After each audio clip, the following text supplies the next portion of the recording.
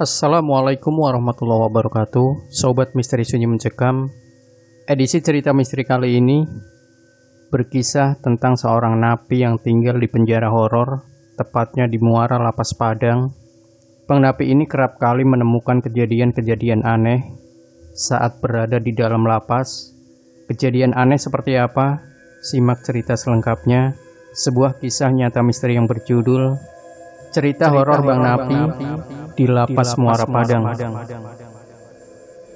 Selama mendekam hampir 5 tahun di penjara lapas kelas 2A Muara Padang, berbagai pengalaman keras dan unik bin na'udzubillah telah saya lalui dengan sukacita dan terpaksa.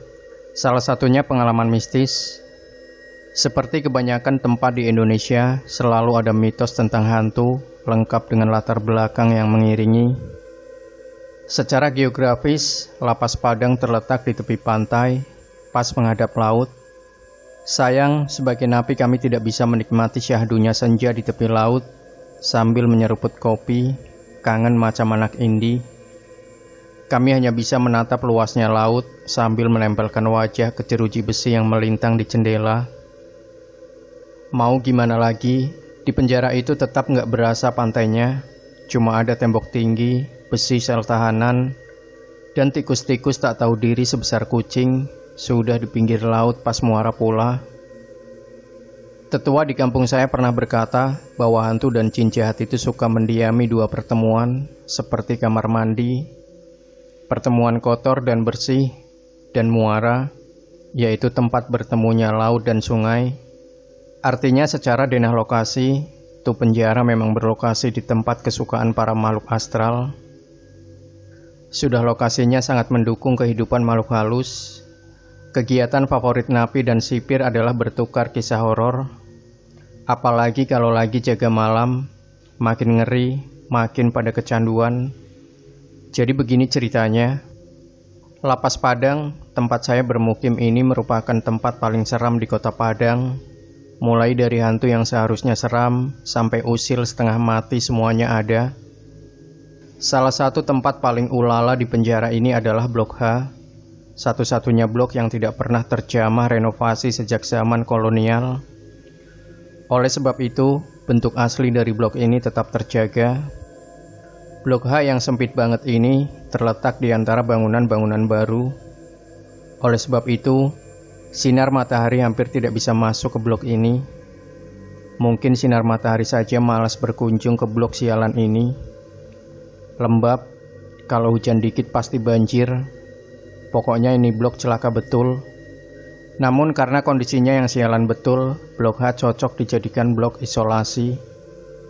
Tahanan yang bandel dan susah diatur bakal dilempar ke blok ini. Blok H ini terdiri dari 5 kamar berjejer berukuran 3 x 3 meter. Biasanya per kamar di blok ini akan dihuni 6-8 orang. Ada satu kamar di Blok H yang tidak boleh diisi tahanan, yaitu kamar H5, kamar paling ujung. Konon, kamar H5 sudah lama dikosongkan karena tahanan yang menginap di sana pasti kesurupan selama berhari-hari. Susah sekali disembuhkan, bahkan sampai ada yang bunuh diri. Sebagai penjara yang sudah berdiri sejak 1911, Lapas Padang menjadi saksi dan merekam berbagai macam tragedi. Dulu, penjara ini memang paling ditakuti para narapidana. Sudah sempit, gelap, pengap, horor pula. Konon pada zaman kolonial, kamar-kamar di Blok H adalah sel penyiksaan. Para tahanan dimasukkan begitu saja, berdesak-desakan, bahkan hingga meninggal dunia. Kejadian lebih seram terjadi pada zaman pendudukan Jepang. Pada masa itu, kamar H5 merupakan kamar khusus pemenggalan kepala. Hingga kini para tahanan bandel dan sipir masih mencium bau darah pada malam-malam tertentu. Saya pun pernah bandel ketika mondok di penjara ini. Saya ditempatkan di kamar H4, sebelahan persis sama kamar H5 karena baku hantam sama napi lain. Selama 8 bulan saya mendekam di kamar H4 ini, saya sudah membayangkan akan melewati waktu yang panjang dan mengerikan bersama hantu-hantu sialan. Namun, kenyataannya sungguh di luar dugaan. Pada malam pertama menjadi tahanan sel isolasi, saya memang agak sedikit was-was. Sialnya malam pertama menjadi tamu di kamar isolasi pas banget sama malam Jumat. Saya bersama 6 orang lain di kamar ini, sekumpulan anak-anak bandel ceritanya. Setelah puas ngobrol, kami mulai ancang-ancang tidur. Tikar dari kardus bekas kami gelar. Beberapa saat setelah kami merebahkan badan, ada angin kencang berhembus masuk kamar H4. Angin kencang itu membawa bau anyir dari kamar sebelah. Wah, ini pasti hantu kepala terpenggal peninggalan zaman Jepang. Sontak saya duduk dan mencoba membangunkan teman di samping, namanya Jack, napi dari Jakarta. Bau darah, Jack. Jack ikut duduk setelah saya bangunkan. Saya pikir dia takut seperti saya. Namun, beberapa detik kemudian, dia langsung berdiri dan menghampiri pintu. Saya diam saja keheranan. Tanpa saya duga, Jack malah ngamuk-ngamuk. Setan kontol, setan babi, anjing kau. Aku mau tidur, sini kau. Gua isep darah kau setan. Saya melongo mendengar sumpah serapah Jack, karena suara Jack memang menggelegar. Teman-teman bandel yang lain ikut terbangun. Bukannya menenangkan Jack, teman-teman terkasih itu malah nambahin makian yang jauh lebih kotor. Anehnya, setelah rentetan sumpah serapah itu, bau amis tidak lagi tercium. Masa setan takut sama setan? Kata Jack sambil tertawa terpingkal-pingkal. Saya mengiyakan saja. Dasar bandel ya kalian semua, batin saya. Hampir setiap hari ada saja kejadian aneh di kamar H5 itu.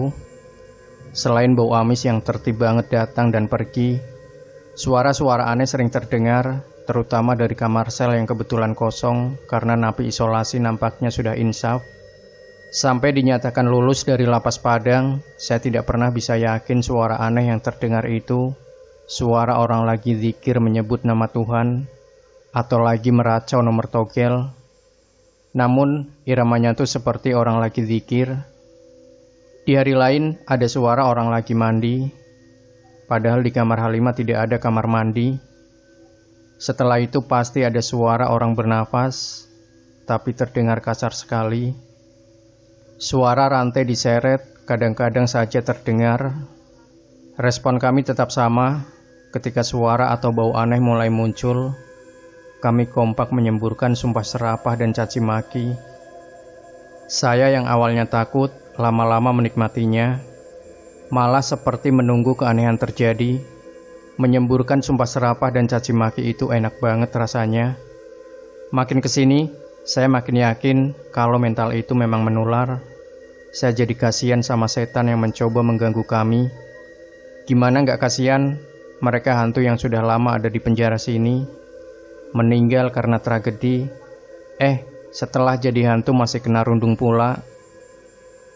Bukan maksud melecehkan nama baik hantu, namun terkadang mental napi-napi bandel memang terlalu tebal untuk ditakut-takuti.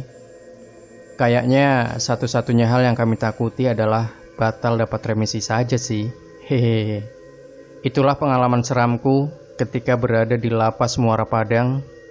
Demikian Sobat Misteri Sunyi Mencekam. Jangan lupa tinggalkan komentar Anda, like, share video ini, subscribe channel Sunyi Mencekam, dan kembali nantikan cerita-cerita misteri terbaru dari kami. Wassalamualaikum warahmatullahi wabarakatuh.